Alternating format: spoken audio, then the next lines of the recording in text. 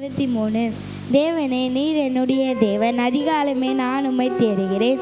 வறண்டதும் விடாய்ச்சித்ததும் தண்ணீரற்றதுமான நிலத்திலே என் ஆத்துமா உம்மேல் தாகமாயிருக்கிறது. என் மாம்சமானது உம்மை வாஞ்சிக்கிறது.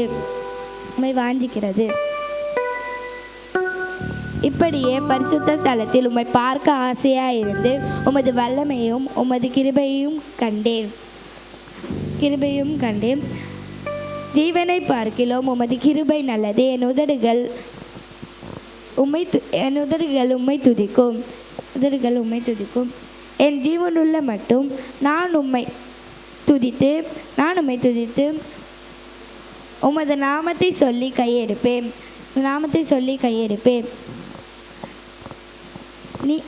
நினத்தையும் கொழுப்பையும் உண்டது போல என் ஆத்துமா திருப்தியாகும். என் வாய் ஆனந்த களிப்புள்ள உதடுகளால் உம்மை போற்றும். நான் என் படுக்கையிலே நான் உம்மை நினைக்கும் போது ராசாமங்களிலே உம்மை தியானிப்பேன். நீர் எனக்கு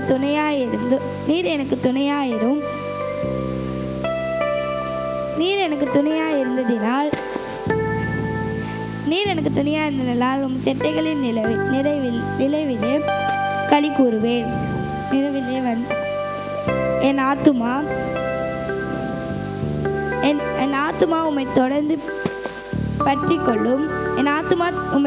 பற்றிக்கொள்ளும். உமது வலது கரம் என்னை தாங்குகிறது.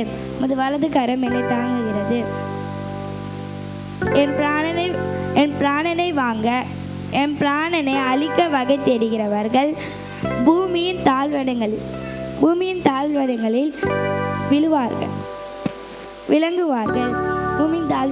விளங்குவார்கள். அவர்கள் பட்டயத்தால் விழுவார்கள். நரிகளுக்கு ஒப்பாவார்கள். ராஜாக்கள் தேவனை களி கூறுவார்கள். அவர் பேரில் சத்தியம் பண்ணுகிறவர்கள் மேன்மை பாராட்டுவார்கள். பொய் சொல்லுகிறவர்களின் வாய் அடைக்கப்படும். சங்கீதம் 64. சங்கீதம் 64:1. தேவனே, என் விண்ணப்பத்தில் என் சத்தத்தை கேட்டு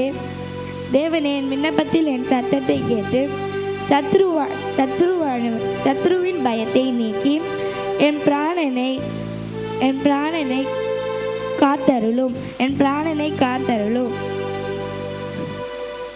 துன்மார்க்கர் செய்யும் ரகசிய ஆலோசனைக்கும் அக்கிரமக்காரருடைய கலகத்துக்கும் என்னை விலக்கி மறைத்தருளும்.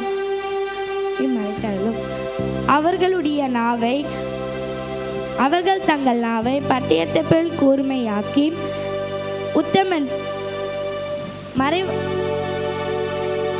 மறைவுகளில் உத்தமன்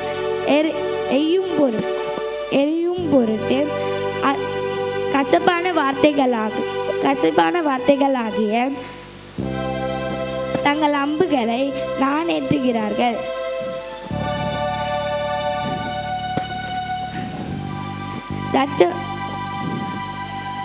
சற்றும் பயமின்றி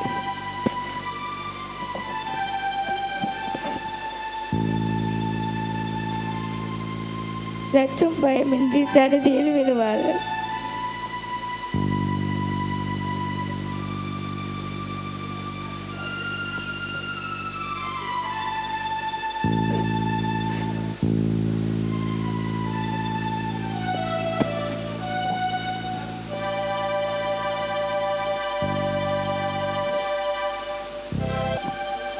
ஆலோசனை பண்ணி